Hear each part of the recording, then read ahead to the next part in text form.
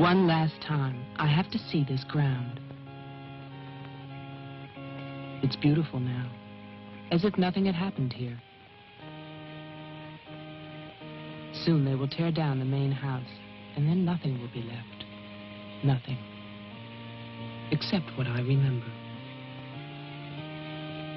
I grew up in the town nearby, where my father was the mayor, and where this house stood, waiting for me. It was built by Wilfred Butler. We had never seen him, and he never lived at home. Until the day before Christmas in 1950, he finally did come back. For the last time.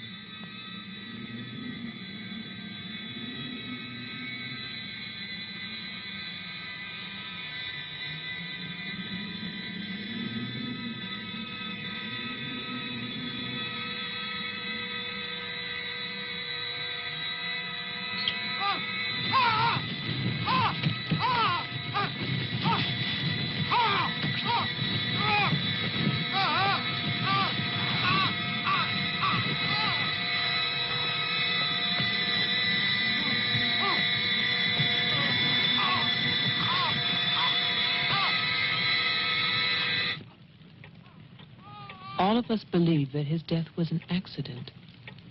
No one knew that another person had come to Butler House that Christmas.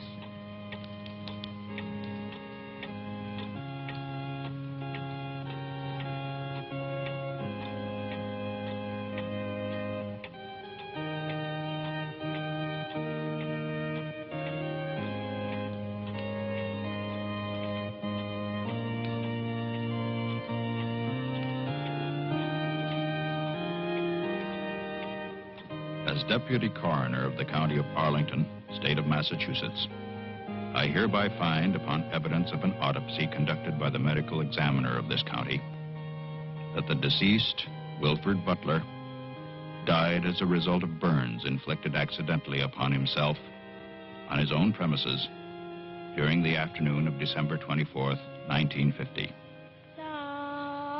No further inquiry shall be held over the body of the deceased, and this inquest is officially closed. All is calm, all is bright, round yon Virgin Mother and Child.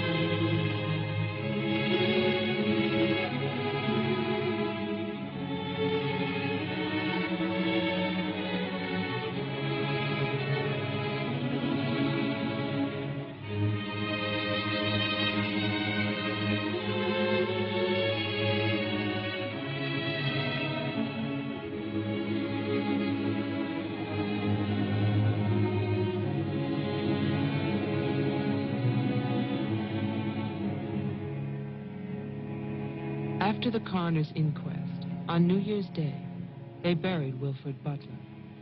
There was no one there to mourn him. It was the funeral of a stranger.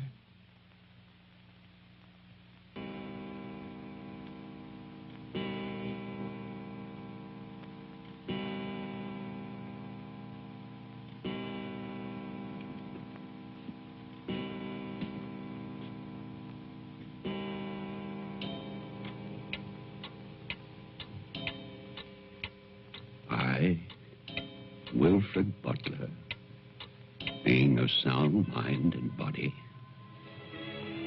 at least what the world considers sound, do hereby leave my house and its grounds and all personal effects within that house to my only surviving relation, my grandson, Geoffrey Butler. And I solemnly charge him with one duty.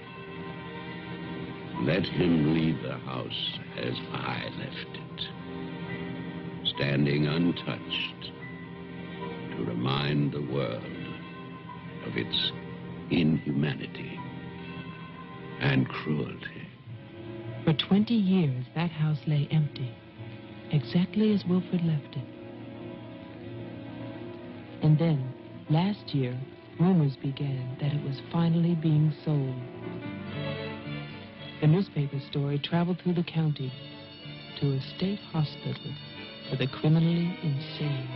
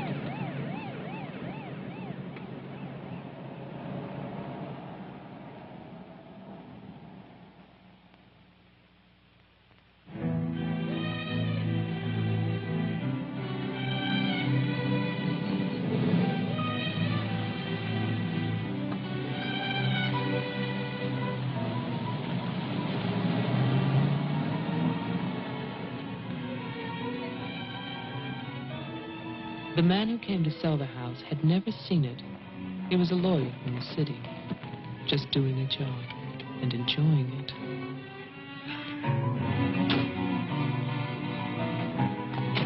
Stop! And look serious, please. Oh, you're hopeless. Oh, look! Hey, wait, where you going now? The mayor's gonna have a fit, kid. One more shot. Come on. Stay there. I want one together. And smile.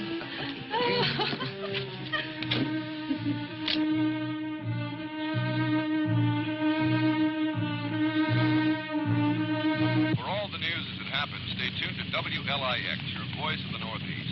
This is Roger Fowler with local stories. First, today's headlines. A warehouse fire still rages in Elizabeth. Police suspect arson.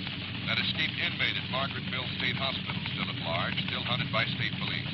And over in Roxbury, the city passes a controversial housing code.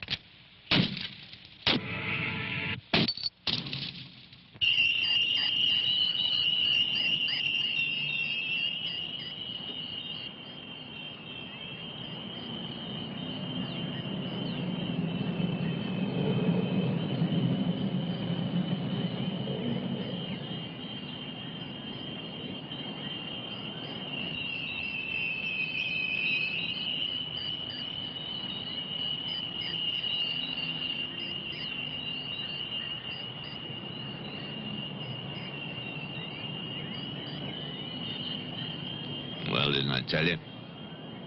It's beautiful. Can we see the rest of it? Honey, that was it. I think the mayor's waiting for me. My love is such an important man. Right. Laura always says that. Darling, What? Don't be long. Honey, if you get bored, just look at the view. Sooner or later, that viaduct's gonna take us back home.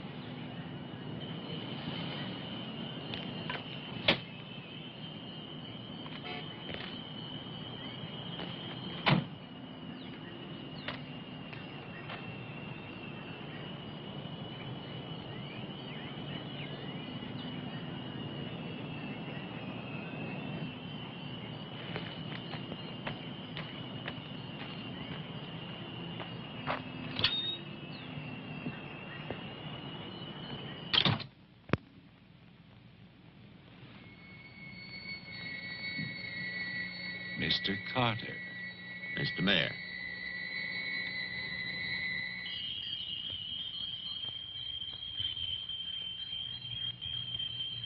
Let me introduce you. This is Charlie Toman, who publishes our weekly newspaper, The Patriot. Mr. Tolman? And this is Tess Howard. How do you do? She operates our switchboard. Oh, really? We call her the communications director. And this is Bill Mason, Mason? our sheriff.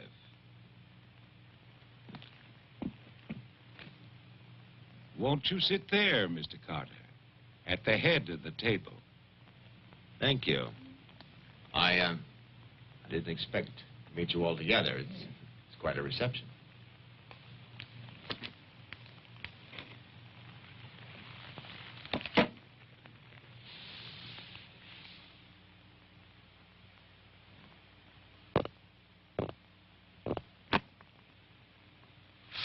All right, let's begin. As you know, I've been retained by Jeffrey Butler. The matter concerns the house that he inherited from his grandfather, Wilfred Butler. Go on, Mr. Carter. I believe that you offered to buy the house for my client. Offered. We begged him. We wrote letters That's and we... enough, Tess. Well, it's true. Trouble. There's always trouble. I can sympathize. I spent the last 20 years and more driving people away from there. Prowlers, burglars, kids, they're the worst. Chasing for nothing because of that will. That dribble about humanity. No, no, no. Inhumanity. What the hell is that, huh?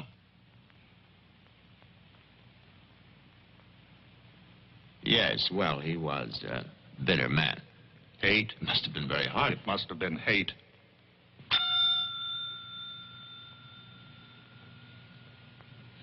That man hated. Well, some people are like that.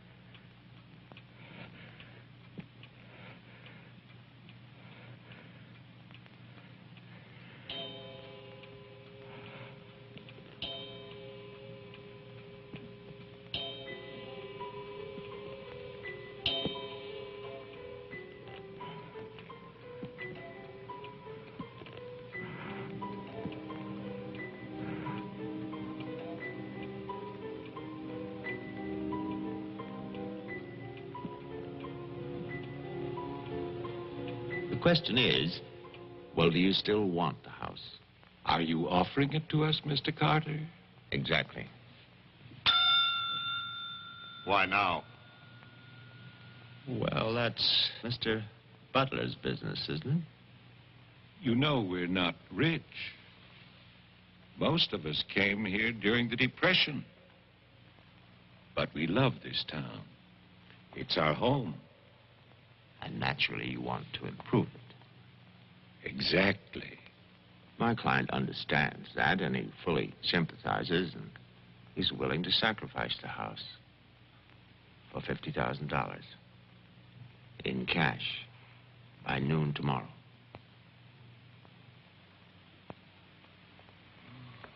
That's an awful lot of cash. It's also an awfully good bargain. You could go to Wilton. You could go now to the bank. Am I clearly understood? All that cash. Perfect. I'll wait for your answer till tomorrow. You're spending the night here? Yes, May I ask where? at the Butler House. We could put you up at the motel as our guest. No, the house is fine. The Paradise Motel. That's very kind of you, but I'm meeting Mr. Butler about some personal items. You'll want a phone. I can reconnect the line. Don't trouble, please. No trouble. You'll need a phone. Don't want to be stuck out there. Well, you've convinced me. Thank you. By the way, have you known Mr. Butler a long time? No, I've never met him. He called me and asked me if I'd handle this for him. I said yes. He had the key delivered to my office. Mr. Mayor, Sheriff, Mr. Tolman, Miss Howard, see you all tomorrow. In fact, I'm looking forward to it.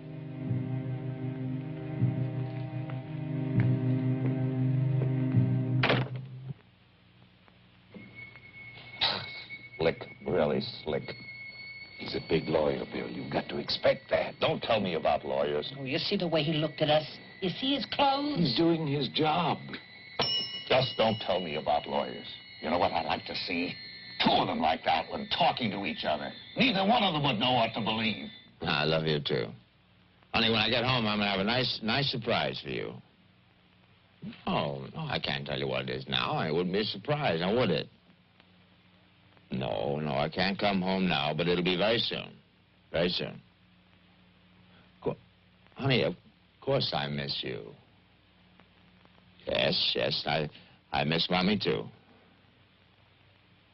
Laura, how are you, kid?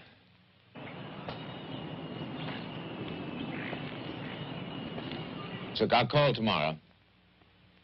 No, I want to call. I want to talk to Jenny. Yeah, well, as a matter of fact, I'm having a fine time. Well, same to you, darling.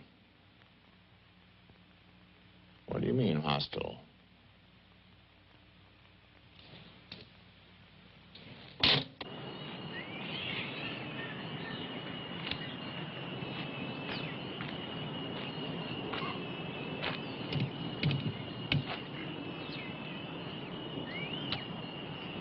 I was wondering, if we get it, what then?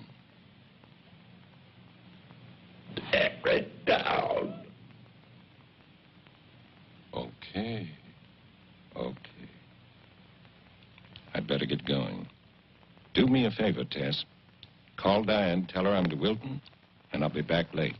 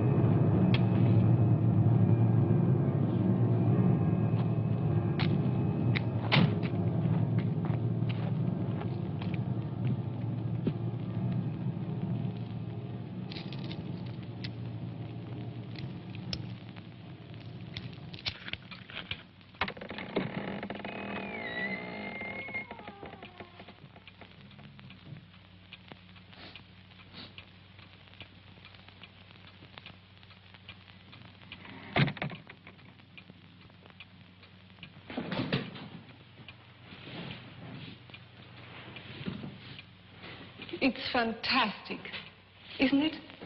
Yeah. Butler wasn't kidding. Nobody's lived here for years. That would be such a waste. It's his grandfather's monument. You know, There's a caretaker who keeps this place just the way he left it. What kind of monument is this? Well, that's the trouble. Nobody remembers anymore. That's what usually happens in America. I remember this. And he walks with me, and he talks with me, and he tells me I'm his own. And he walks with me, and he talks with me, and he tells me I am his own. And the joy we share carry there. You're not serious. I used to hear that at funerals. At funerals? Yes. I was a kid in Chipley, Georgia. There's also Chipley, Florida. But they have both been subsequently eradicated from the map. None other has ever known.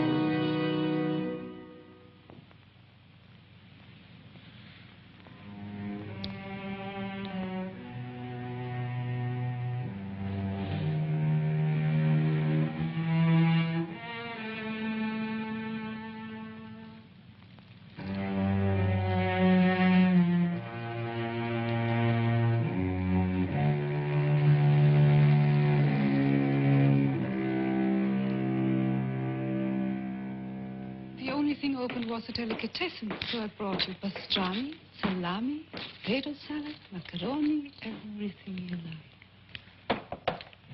I'll have bologna and macaroni. No, some of that potato salad. Did you pick the wine, too? The delicatessen man took a personal interest in its selection. Oh, well, we got lucky again. That's early 1970. That's hard to come by. Can I have some, too? Of course you may.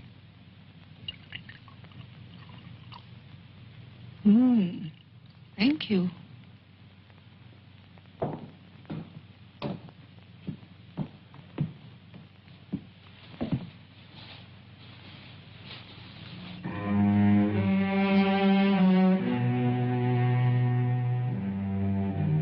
It must have been wonderful.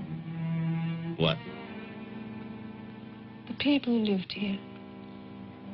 They must have had a wonderful life. Well, I hope they did. Wilfred Butler must have believed in something.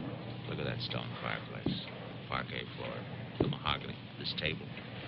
And you probably think this place is made of wood, right? Well... Wrong. You know what his grandson told me? Underneath that wood, there's 2 feet of stone.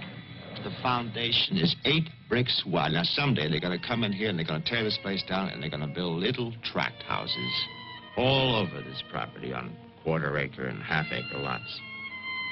And that bulldozer's going to come up that hill toward this house. And it's going to get the surprise of its life. They built a kingdom out here. Only nobody's left. No? Butler has a grandson. No. He's probably like the rest of us. Wants money. You know, he's asking $50,000 cash for this place, and if he only wait, he can get at least $250,000. But he won't take his time. So he'll get screwed.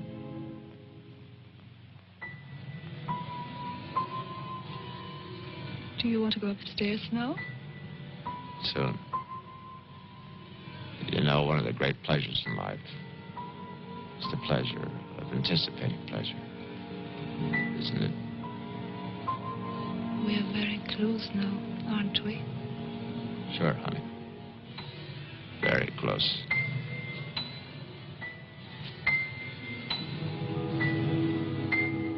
I don't see any beds yet. Well, keep looking, honey. Butler said the place was furnished.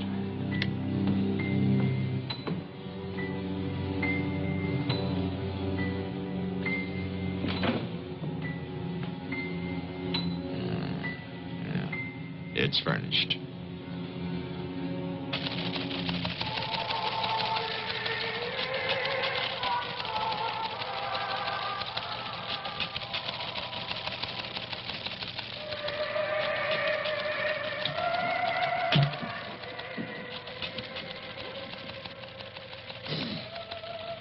anything doing? No, sir. But look at this.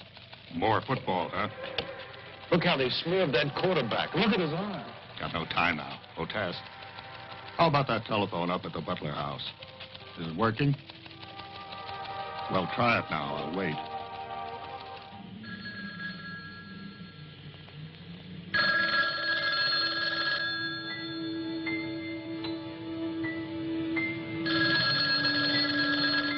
Hello? Oh, yes, Miss Howard. Yeah, the phone's working fine. Very nice of you to call. Thank you. Good night. Honey, I'm going down to the car to get some cigarettes. Be back in a minute. Okay. Don't get lonely. No, no.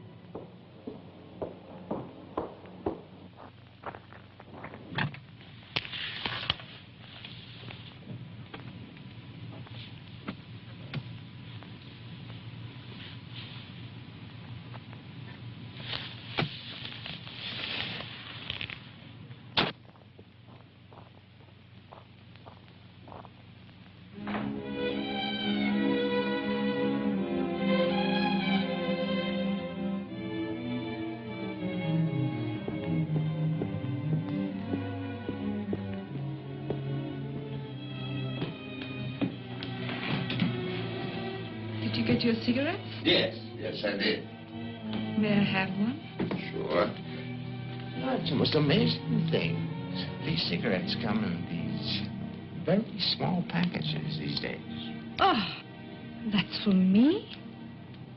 Mm-hmm. Can I open it? Oh, no. Our Christmas is day after tomorrow. Is that an order? Yes, ma'am. That's an order.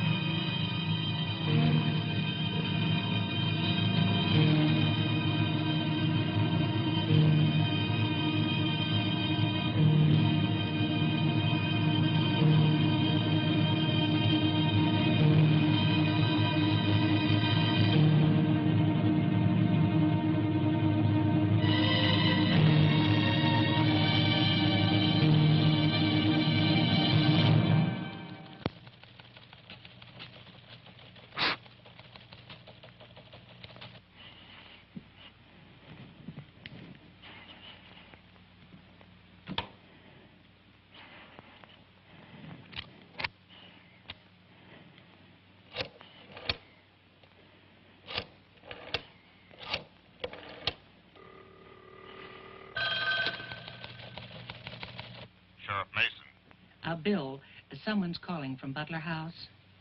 Okay, put him on. Go ahead now.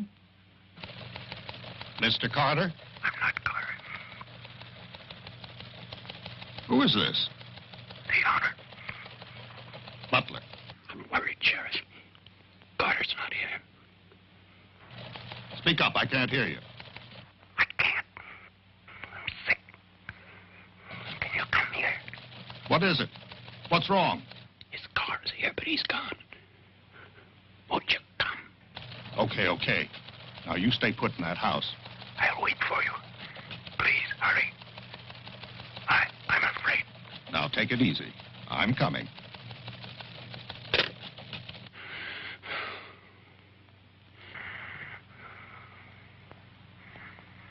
Mr. Butler, are you done? Tess, I've come back. What's that? Tess, I want to see you again. Hello?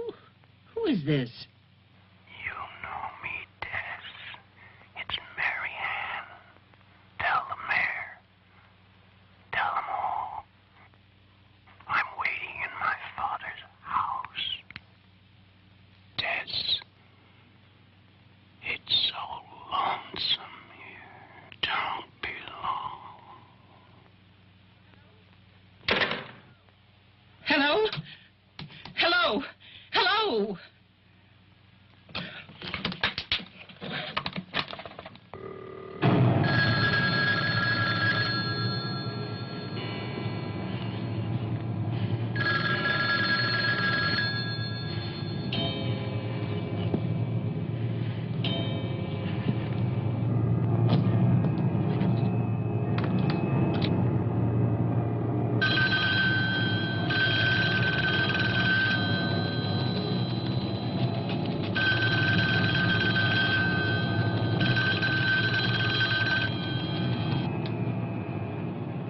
Oh, my God, where is everybody?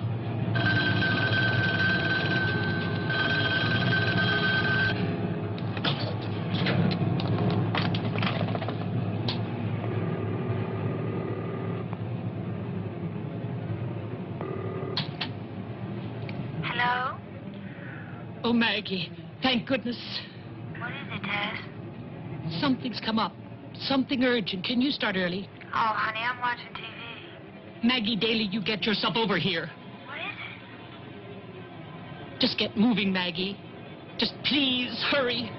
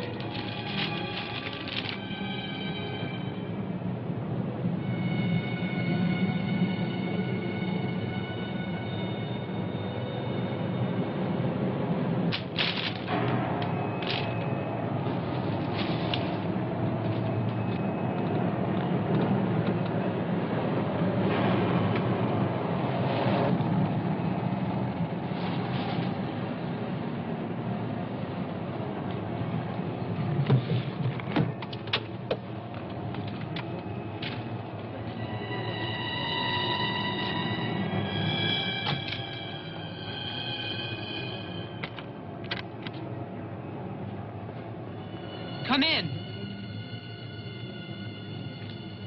It's open. Okay, mister, that's far enough. What do you want here?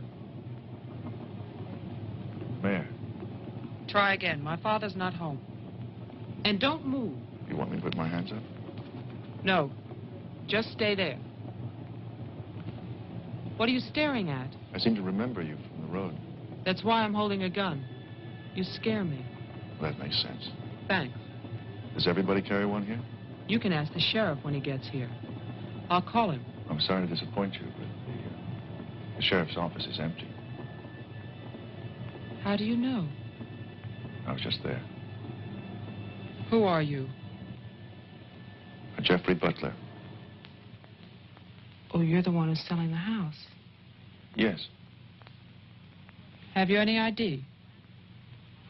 Come on. Don't laugh at me. I want your ID.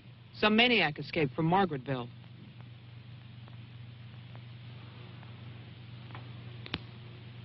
Okay.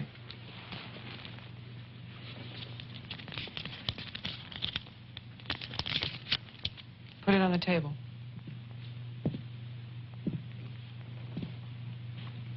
Now go back.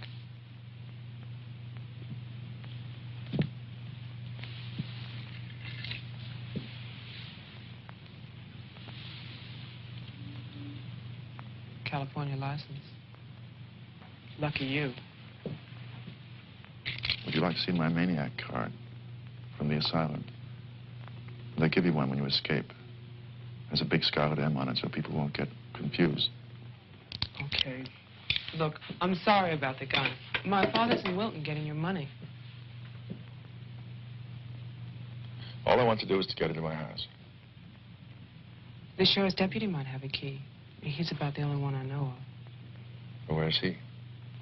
You go down the road about 1.5 miles till you come to a white house with a white fence, and then you can't miss it. Thanks. That's okay. Merry Christmas. Same to you.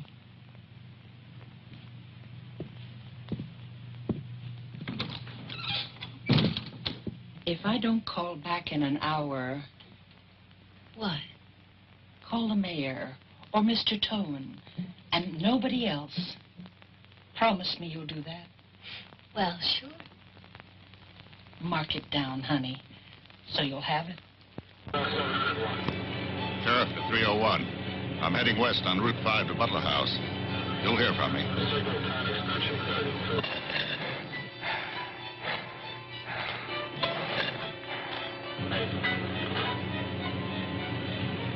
What the hell? What's that light out there?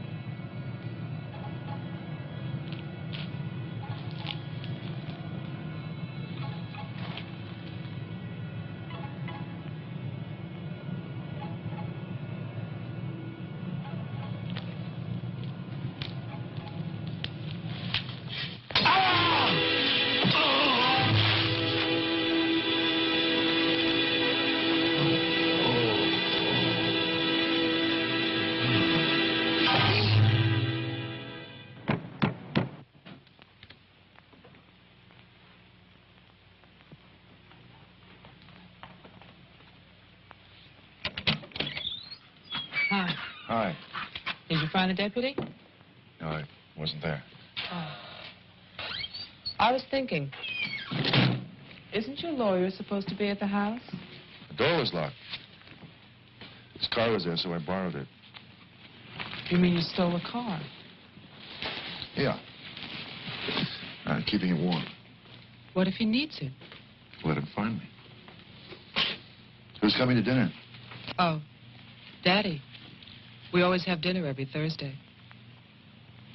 Do you want something? No, I ate Paradise Motel. Yeah, I know. It's awful. What about a drink? Yeah. It's Cheap bourbon, but that's a big favorite around here. Do you want ice? No, straight. You look tired. I am tired. Well, here's to a fast dollar. Cheers.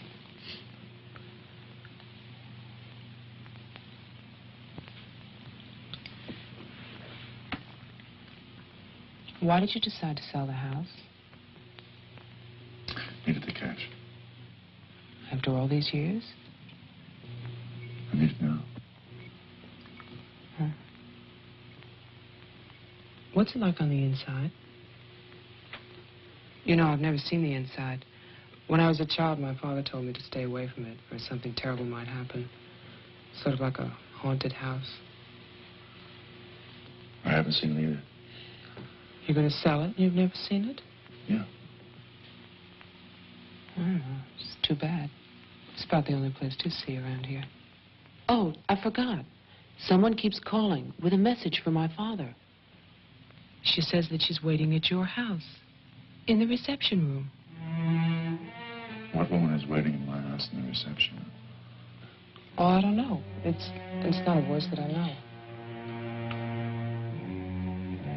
I better go out there. Can I come too? What for? I'm pushy. I suppose you'll be going back to California soon.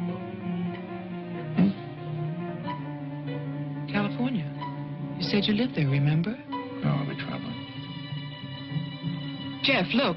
It's the sheriff's car.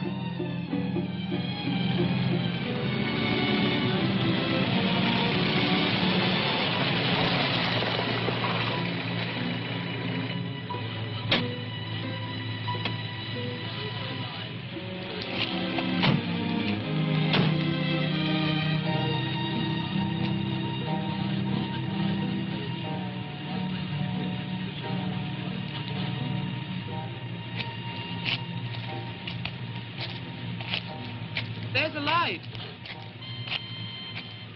Look at that tombstone. Pretty cheerful. Who bears the cross shall wear the crown. Wilfred Butler. My grandfather. Oh.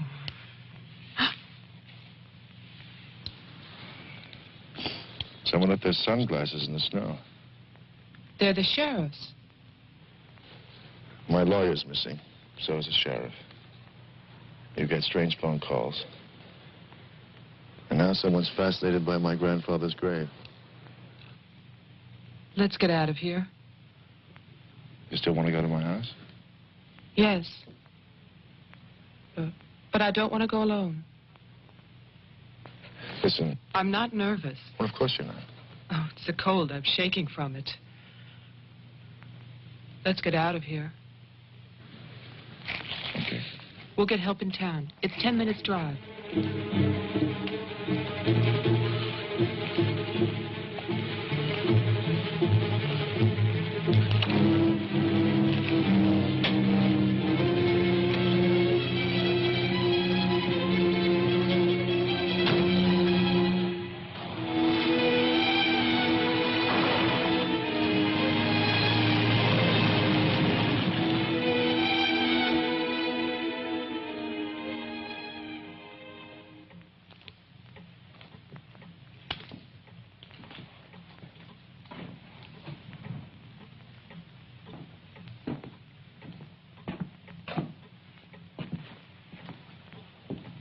Good night, Mr. Tillman. Have a nice holiday.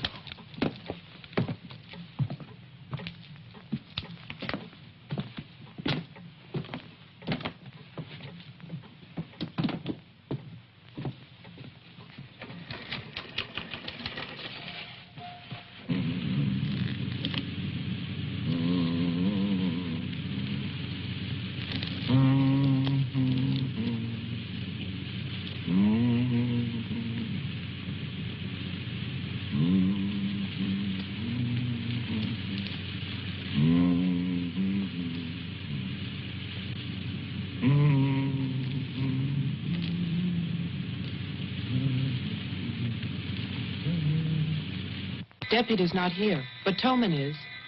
Who's Tolman? Come on, you'll see.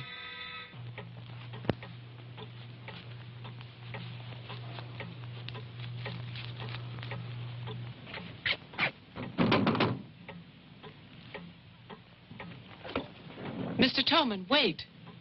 No, please, I have to talk to you. I'm sorry. This is Jeffrey Butler. He's the one who's selling the house. He can't get inside the place. And my father's gone to Wilton.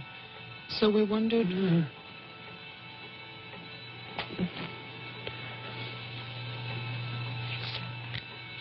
Anything wrong? He'll tell us. Tess has gone to his house. Why would she go there? I don't know. Anyway, she won't get in. You say it's locked. He says she hates the place. Would you like to drive there? Diana could stay here, lock herself in. I need a key.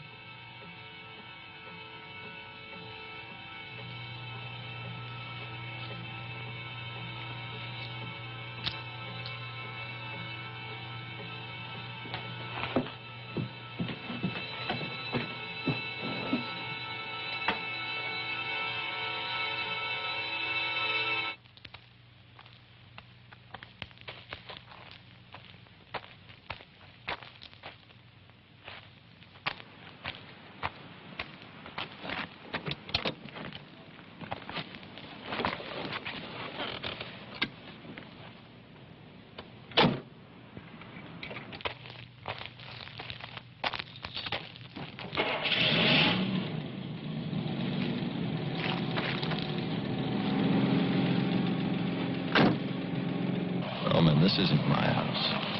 It's Tess's.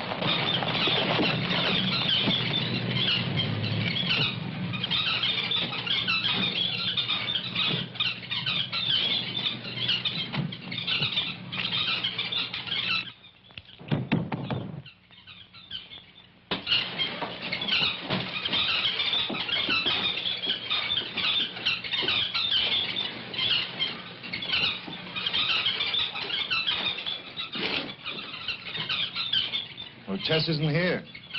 Are you satisfied? She must have gone to my place. Well, why wouldn't she go there? She hates it. Maybe she went to see the woman who's there. Someone called the mayor's house before. Said she'd be waiting.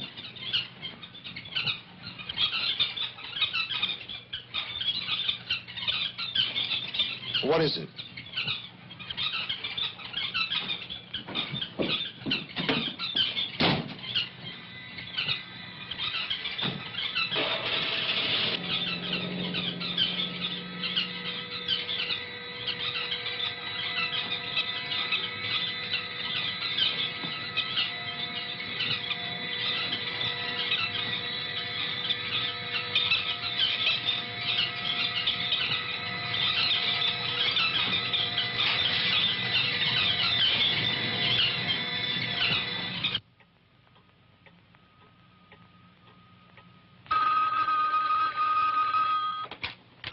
Hello, Jeff?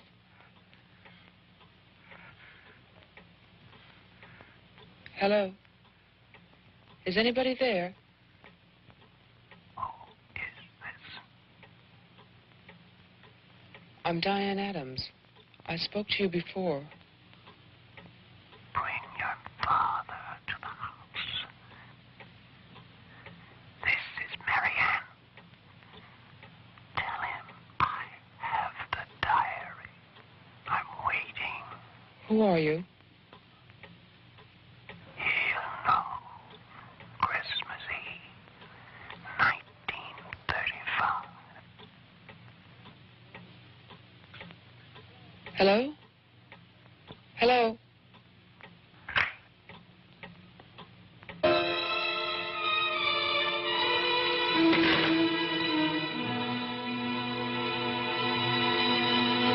Five, 6 terminate.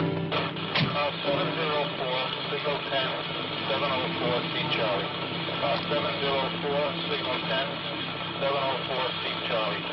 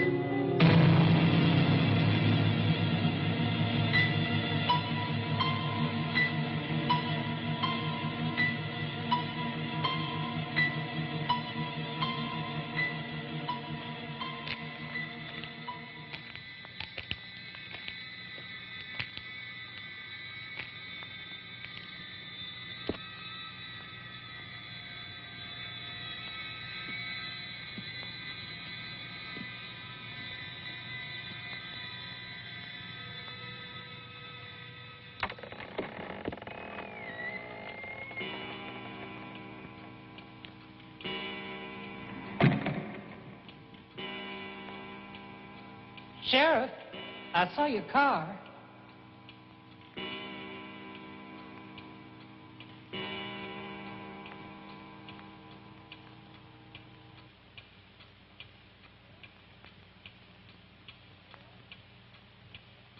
Bill? Is that you?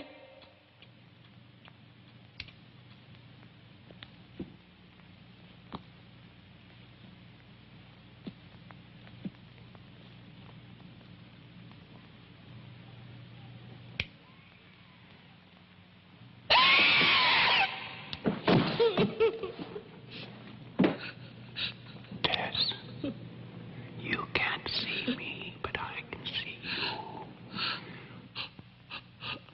Oh, yes, I remember that face. You're older now, and fat, but still, Tess. And you're frightened, aren't you?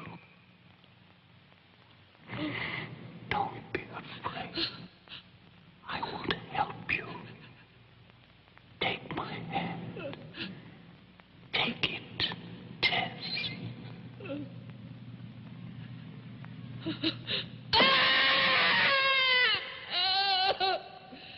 1920.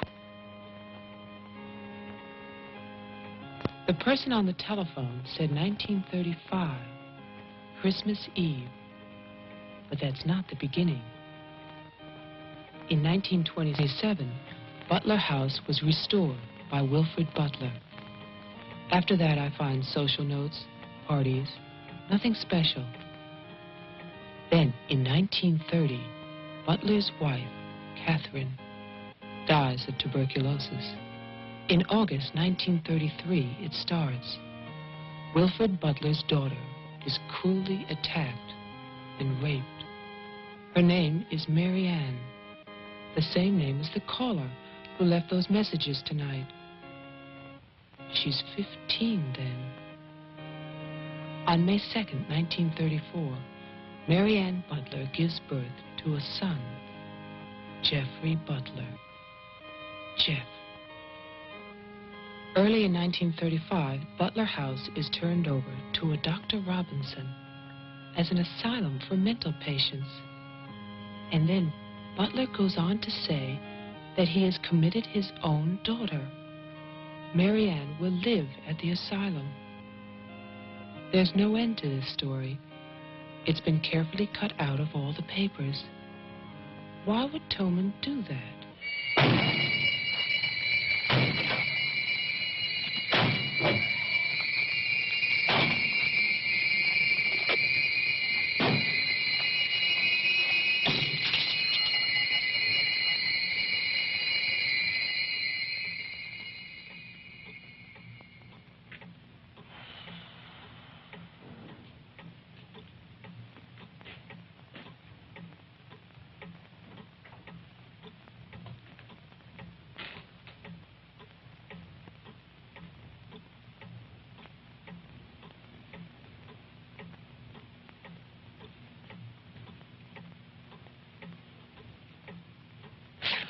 You scared me. Oh, what happened? What happened is, Tess has 40 bird cages. Tolman is hysterical. Everybody's at my house but me. It's cold outside, and you forgot to lock the door. Joe, how old are you? How old am I? You mean, how many years have I lived? No. There's a lot in the paper about your family. I don't want to talk about my family. Wait a minute. There's a woman calling, and she says her name is Mary Ann. That was your mother's name, wasn't it? My mother died in childbirth. That's when I started traveling. It's not what the papers say. What's your point? I just thought that you should read something for your own good. Nothing you could tell me about my past or future would be for my own good.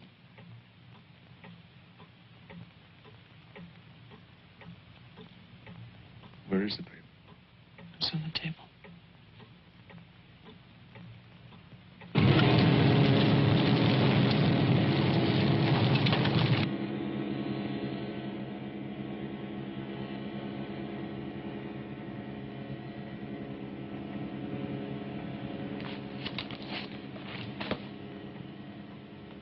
It's so stupid to lie.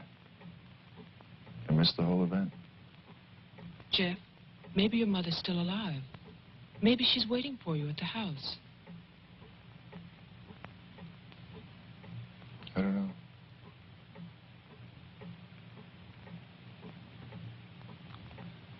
Come on. No more side trips. Let's go out there.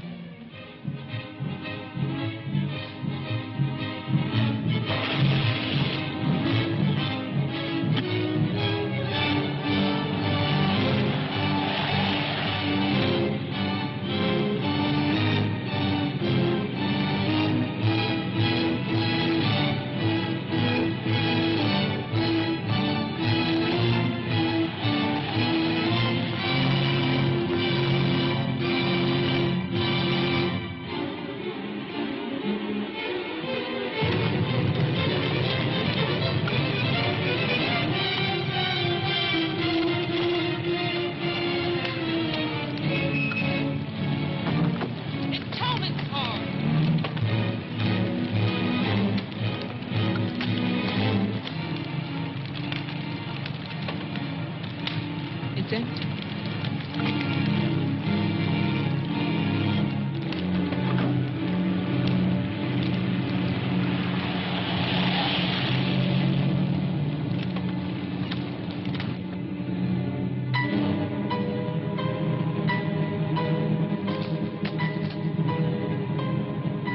Jeff, look!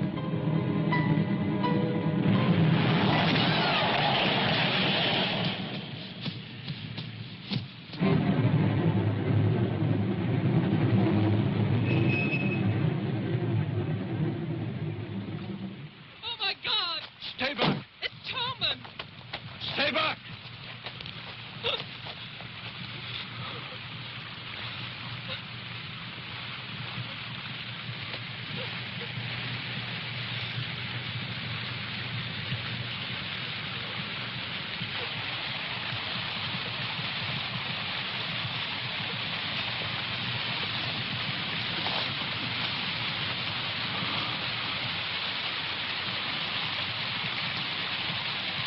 He's dead.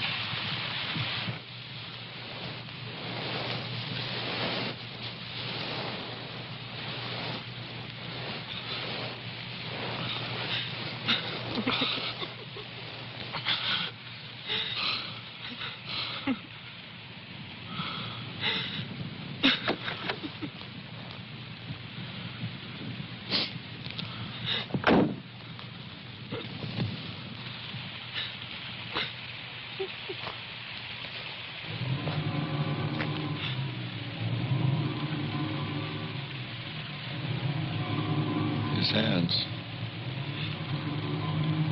Somebody cut off his hands. You killed him.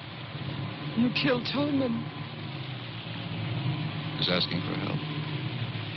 You killed him.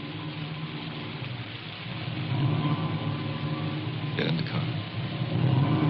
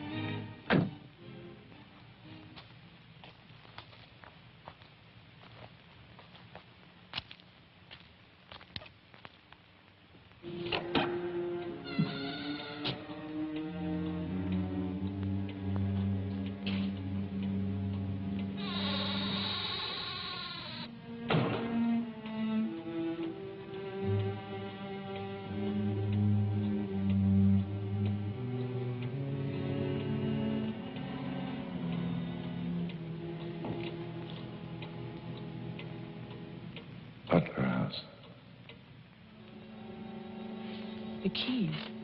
He took them.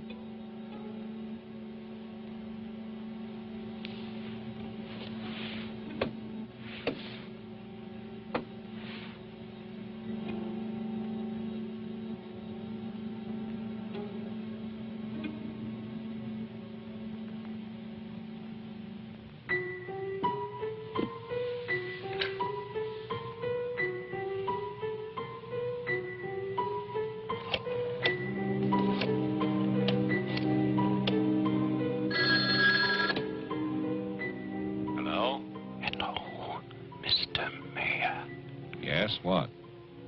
This is Marianne Butler. I'm calling from my house. Won't you come over here, Mr. Mayor? We're having a reunion. Everyone's here, even your daughter.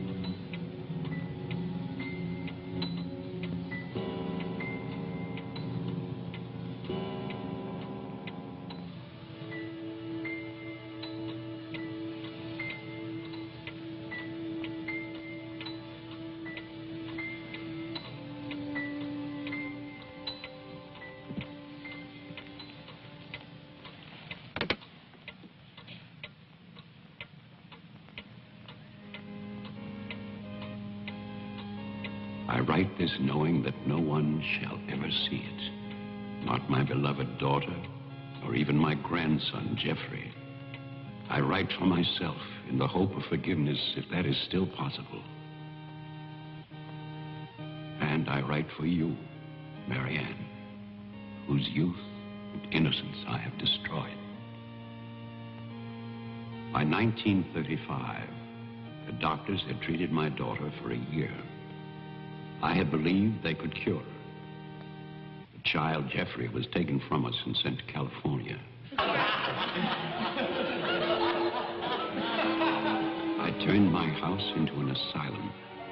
I brought doctors to live there. I welcomed other patients. Useless. All of it.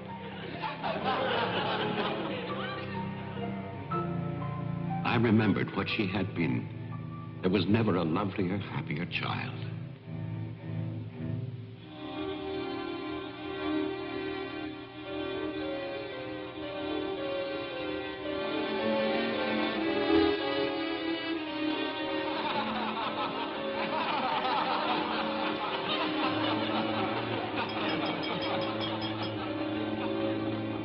Ladies and gentlemen, quiet, please. I propose a toast. Doctor, please. By Christmas of the first year, I knew that I must act, not for myself, but for my helpless child. Led him to create this institution. Our friend... I had no plan. All I knew was that I must take her from these men with their promises, their lies. Shall we?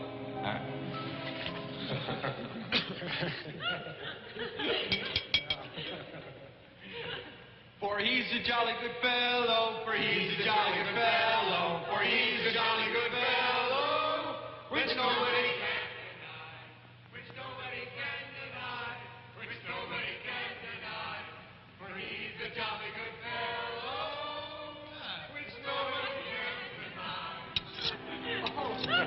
I I knew that they would gorge themselves into a stupor that afternoon. It was their celebration. I expected no less. Since they had come into my house, they had acted as if they owned it. They had behaved like poor relations, half guilty, but finally unable to control their appetites.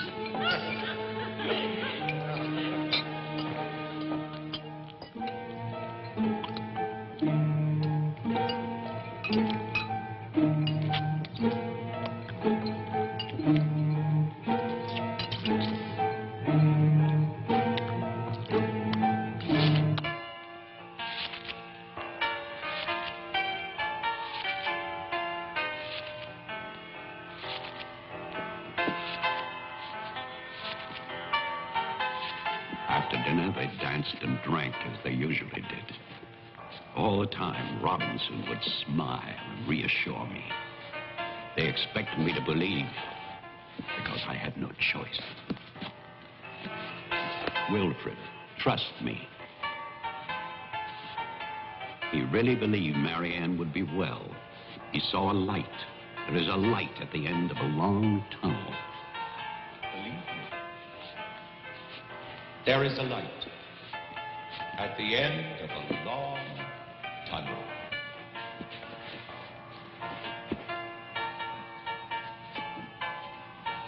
Stay here, Doctor. I'll get more champagne. He was ready. I knew it. Drunk and fat and full of his own importance. I left then.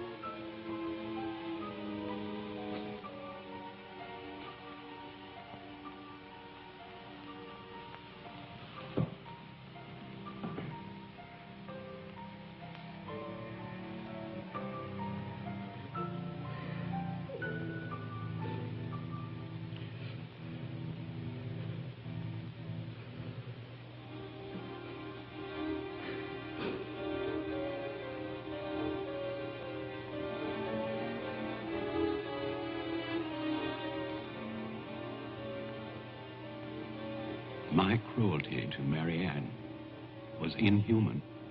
I know that. I had loved her. I had fathered our child, Jeffrey.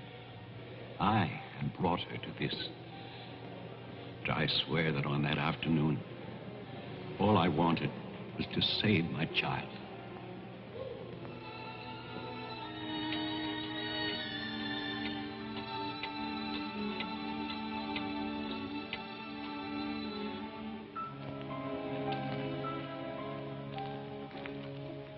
My hope was to get her away from that house. But also, I wanted to set free those other wretches who had so long been abused by the doctors.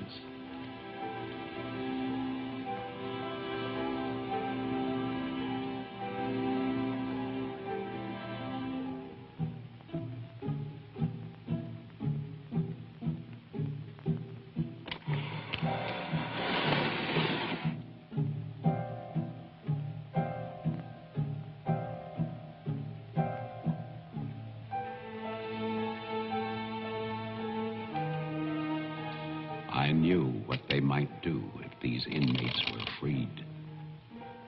And this is my guilt. I knew. And still, I freed them.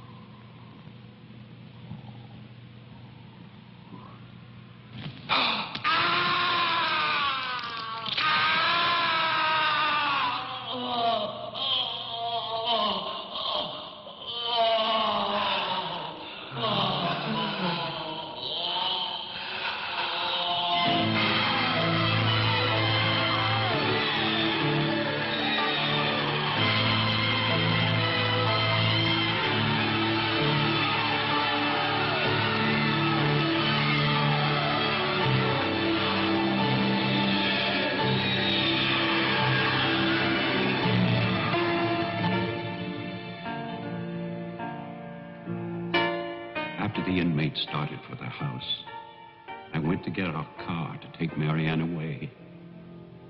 I do not know exactly when she slipped away from me. I assume that when they saw her in the dining room, the inmates believed her to be part of that household which they hated. And so, they killed her. Later, there was a celebration.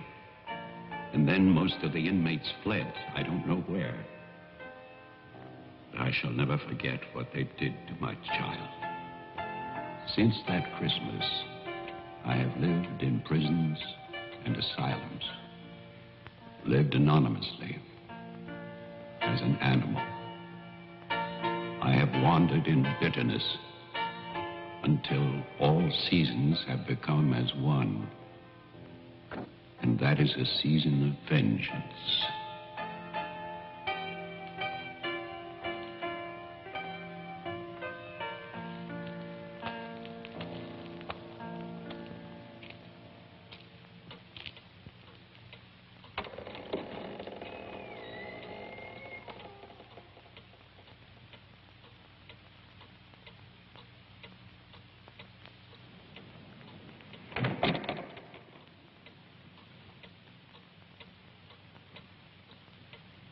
Jeff.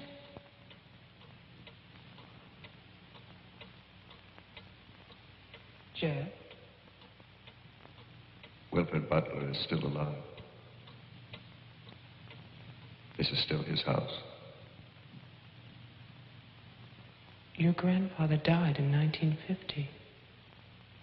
He was burned to death in his house. My grandfather poured gasoline over a squatter he found here. The town wanted to believe he was dead.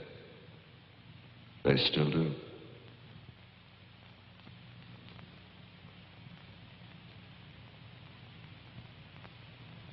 This house was an asylum.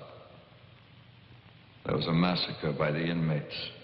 Tess, Tolman, the sheriff. Your father. No.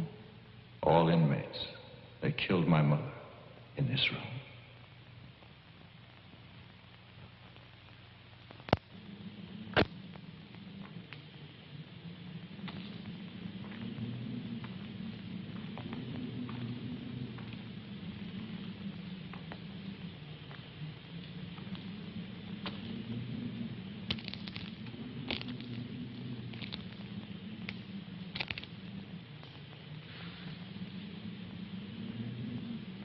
Who's that? Who's there?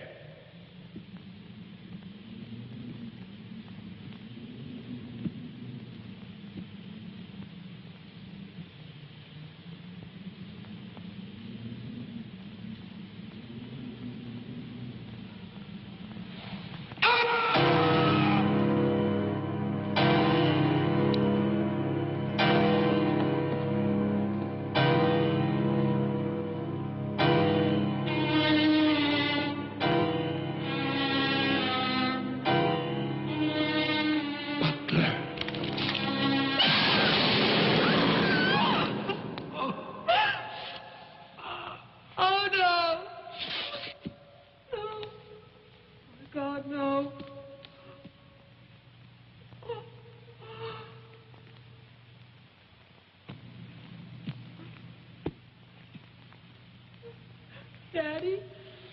Daddy?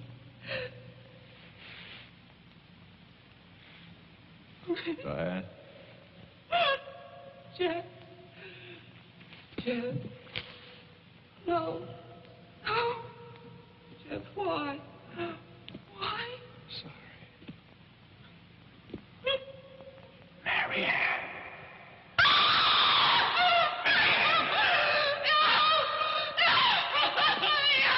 Don't run away.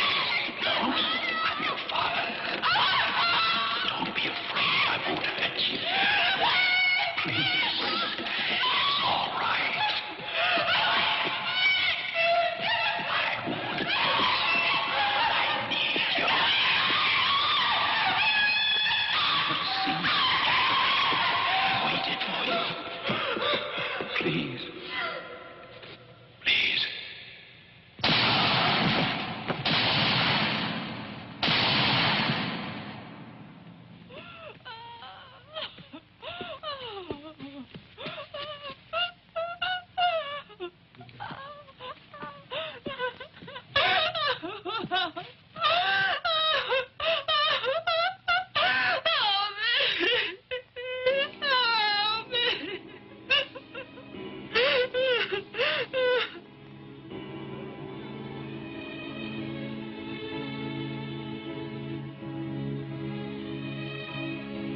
I spent that night weeping.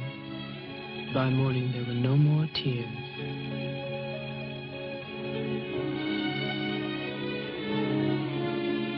I know that my father and Jeffrey both thought they were shooting at killers, but they were simply the last victims in that house of victims.